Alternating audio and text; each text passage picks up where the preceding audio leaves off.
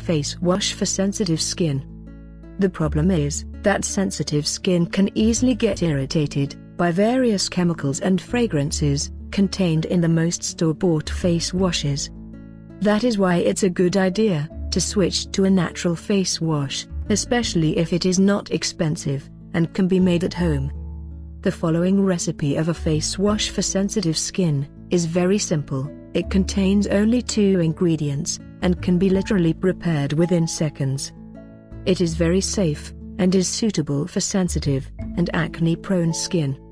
Clay and honey face wash for sensitive skin.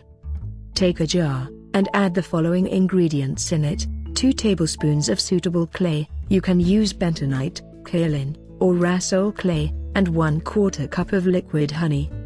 Mix the ingredients well and store the jar in your bathroom cabinet. You can keep a small spoon there also, for convenience.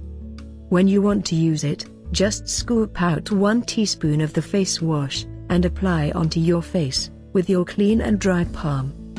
Apply by massaging the face wash onto your damp face for 1 minute. Avoid the area around the eyes. Once you've finished, rinse off with cool water and pat the face dry.